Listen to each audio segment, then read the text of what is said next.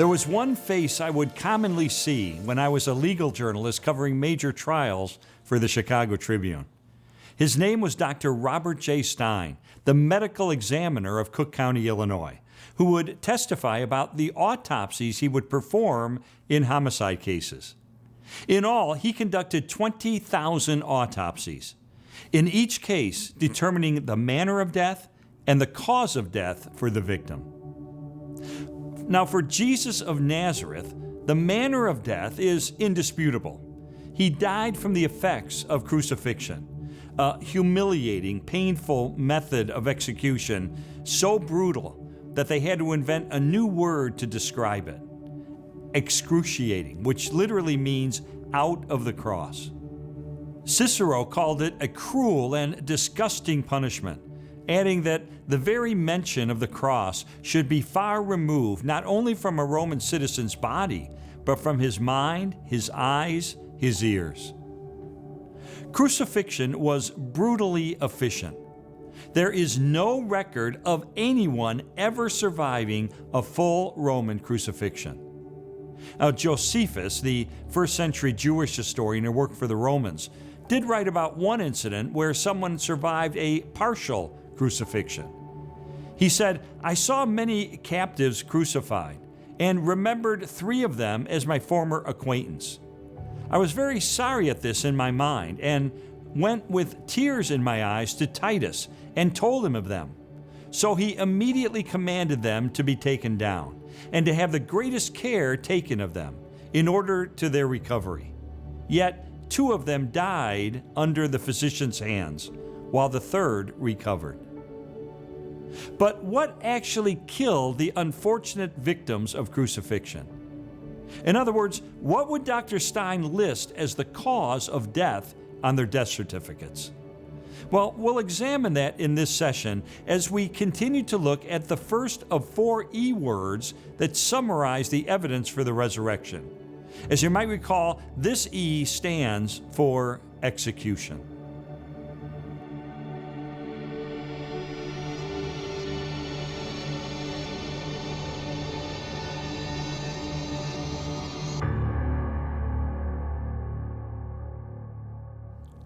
That Jesus was a victim of crucifixion is such a well-established historical fact that you would get laughed out of a major academic institution if you claimed, well, no, Jesus really wasn't crucified. Why? Because much of what we know about the ancient world comes to us from 1 or maybe 2 sources. But for Jesus' crucifixion, we not only have multiple early first century accounts in the New Testament, but we've also got 5 ancient sources outside the Bible. We have Josephus, the first century Jewish historian who worked for the Romans, Tacitus, another early historian, Lucian, Mirabar Serapion, and even the Jewish Talmud agrees that he was crucified. Jesus would have been nailed to the cross with spikes like this one. This is a reproduction of the size and weight and sharpness of the kind of spikes that Romans commonly used in crucifixion. They would have been driven through his ankle bones and also through his wrists. Now, I know most paintings show that the spikes go through his palms, but his weight would have caused the skin to tear and he would have fallen off the cross. And in the language of the day, the wrist was considered part of the hand. Now, the nail would have crushed the median nerve, which runs out to the hand. The pain would have been like taking a pair of pliers and squeezing your funny bone. The spikes fulfill the prophecy in Psalm 22, verse 16, which says, "They pierced my hands and feet," which incidentally was written some 1,000 years before the time of Christ and centuries before Rome even began to use crucifixion as a method of execution. Well, once hoisted on the cross, Jesus' shoulders would have been dislocated. This fulfills Psalm 22, verse 14, which says, "All my bones were out of joint." By the way, Jesus specifically applied Psalm 22 to himself when he cried out its opening words on the cross, my God, why have you forsaken me?" So, what's the cause of death in crucifixion? Well, several things can contribute to death, including the great loss of blood, but the primary cause of death is asphyxiation. As the crucifixion expert, Dr. Alexander Metherell, described to me, hanging in that vertical position puts stress on the chest muscles and diaphragm and locks the lungs into the inhale position. In order to exhale, the victim must push up with his feet so the tension on the muscles would be eased for the moment. This meant scraping his bloodied back against the coarse wood of the cross. After then managing to exhale, he would then be able to relax down and take in another breath. And he'd repeat this process up and down until exhaustion took over and he wouldn't be able to breathe anymore. He would go into respiratory acidosis, where the carbon dioxide in the blood is dissolved as carbonic acid, causing the acidity of the blood to rise. This would lead to an irregular heartbeat, and with his heart beating erratically, Jesus would have known that he was at the moment of death, which is when he would have been able to say, "Lord, into your hands I commit my spirit." And then he died of cardiac arrest. Metherell added one other important detail. The torture of the cross would have resulted in the collection of fluid in the membrane around the heart, called a pericardial effusion, as well as around the lung, which is called a pleural effusion. When the Roman soldier wanted to confirm that Jesus was dead, he thrust a spear that apparently went through the right lung and into the heart. When the spear was yanked out, some fluid, the effusions, came out with the appearance of a clear fluid along with blood. And although John probably didn't understand what he was describing, this is corroborated in John 19, verse 34, which says, "One of the soldiers pierced Jesus' side with a spear, bringing a sudden flow of blood and water." Friends, there is no question that Jesus was dead when he was taken off the cross. You can't fake the inability to breathe for very long. Besides, the spear in the heart would have settled the matter. Furthermore, the Roman soldiers weren't about to allow someone to survive a crucifixion. If they did, they themselves would have faced execution. And one more point. If Jesus did manage to survive, think of the horrible physical condition he would have been in. He never would have inspired the disciples to go out and risk their own lives by proclaiming that this pathetic figure was the Lord of life who triumphed over the grave. They wouldn't have been motivated to start a worldwide movement on the glorious promise that someday we would survive death as Jesus had. Instead, they would have called an ambulance. No, Jesus was dead. Even the prestigious, peer-reviewed, secular Journal of the American Medical Association published an analysis of Jesus' crucifixion and concluded, quote, "Clearly, the weight of the historical and medical evidence indicates that Jesus was dead even before the wound to his side was inflicted." Now, if you don't believe that, we can go to one of the most liberal New Testament scholars, John Dominic Crossan, who said, "Jesus' death by execution under Pontius Pilate is as sure as anything historical can ever be." And if you don't believe him, we can go to an agnostic New Testament scholar like James Tabor, who said, quote, "I think we need have no doubt that given Jesus' execution by Roman crucifixion, that he was truly dead." And if you don't believe him, we can go to an atheist New Testament scholar, Gerd Ludemann, who will tell you, quote, "Jesus' death as a consequence of crucifixion is indisputable." Now, I don't know how much you studied ancient history, but there are very few facts of ancient history that a critical, skeptical, atheist historian like Gerd Ludemann will say are indisputable. One of them is the death of Jesus by crucifixion. So the first E is for execution. Jesus was dead. The second E stands for the word early. We have early reports or early accounts that Jesus rose from the dead. In other words, reports that came virtually immediately after his death. Why is that important? Because I used to think, like a lot of skeptics, that the idea of the resurrection was a legend.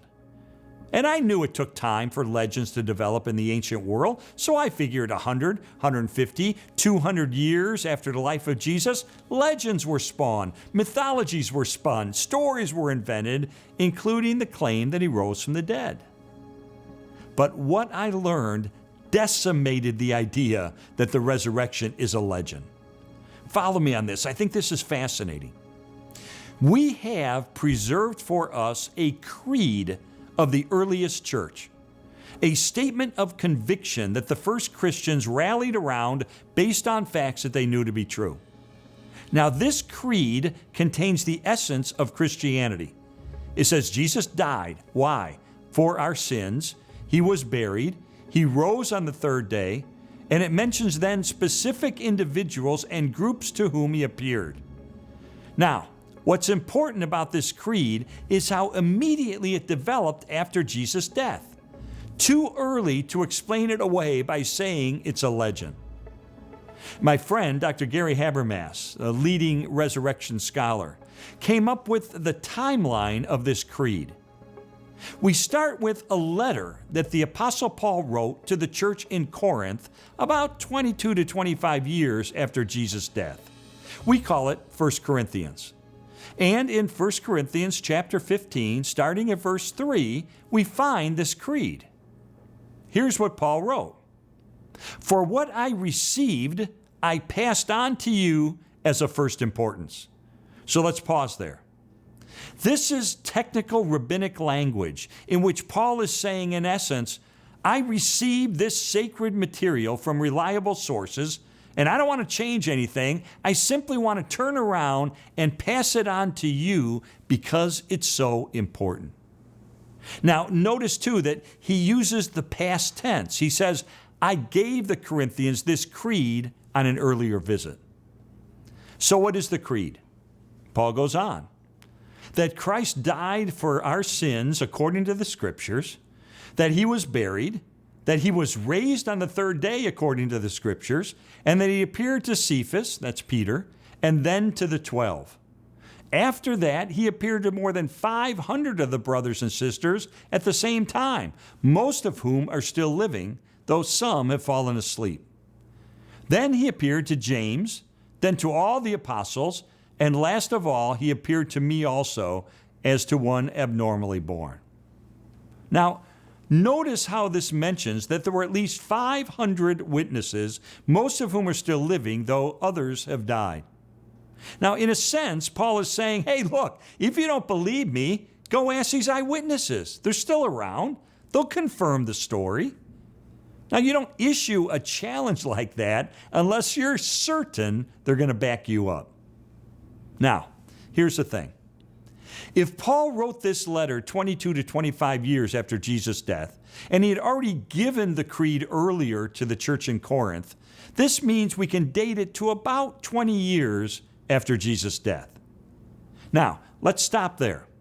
Historically speaking, that is very impressive, especially when you consider that the first two biographies of Alexander the Great, written by Arrian and Plutarch, were written 400 years after his life, and they're generally considered reliable.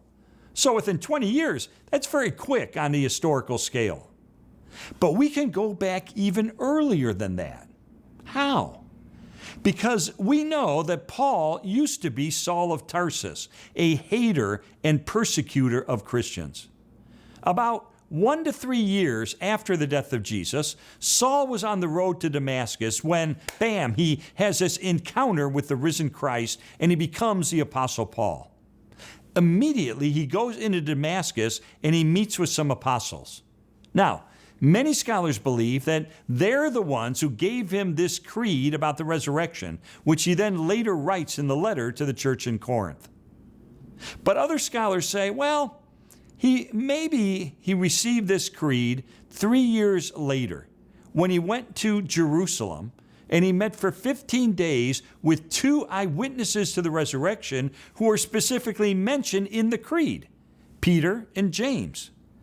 Paul described that meeting in Galatians, where in Galatians 1, verse 18, he uses the Greek word hysterio, which suggests that this was an investigative meeting.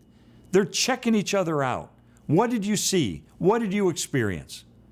Many scholars believe it was during this meeting that Paul was given this creed by 2 people cited in the creed itself. But either way, this means he was given the creed within 1 to 6 years after Jesus' death, and therefore the beliefs that make up that creed go back even earlier, virtually to the cross itself. So there's no big time gap between the death of Jesus and the later development of a legend that he rose from the dead. Here we have the equivalent of a news flash from ancient history.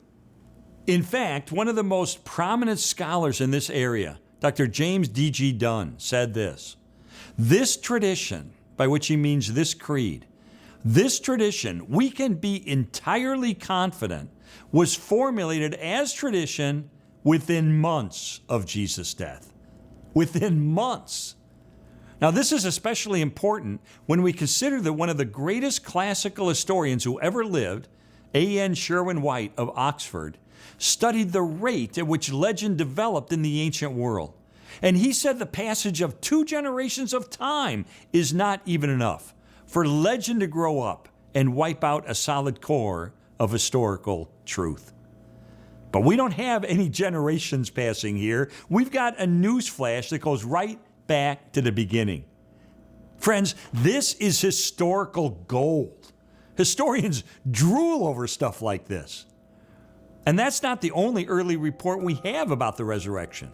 We have others in Matthew, Mark, Luke, John, the book of Acts, and Paul's epistles, all of which date back so early that they were circulating during the lifetimes of Jesus' contemporaries, who would have been all too happy to point out the errors if they were making this stuff up. Friends, we have an execution. Jesus was dead. Then we have early reports that he rose from the dead, accounts so immediate that you can't dismiss them as being legend. But that's not all we have. We have 2 more words that begin with the letter E and which complete our case for Easter. We'll cover those in our next session, so stay tuned.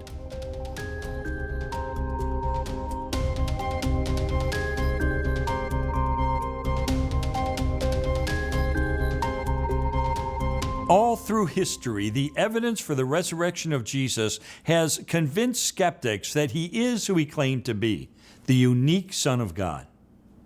One example is James, the half-brother of Jesus. Now, we know from the Gospels that Jesus had 4 half-brothers, James, Judas, Joseph, and Simon, as well as some half-sisters whose names aren't recorded. And we also know that James was not a follower of Jesus during Jesus' lifetime. However, this creed in 1 Corinthians 15 tells us that the risen Christ appeared to James. He sees the evidence for the resurrection with his own eyes. And so what happens to James? He doesn't just become a Christian, but he becomes a leader of the church in Jerusalem and is later martyred for his faith in Jesus, the resurrected Son of God. Asked one scholar, what would it take to convince you that your brother is the Lord? Really, the only thing that could account for that would be what's reported in the early creed, that the crucified Jesus appeared alive to James. Friends, that's the power of the resurrection to change a life and to change an eternity.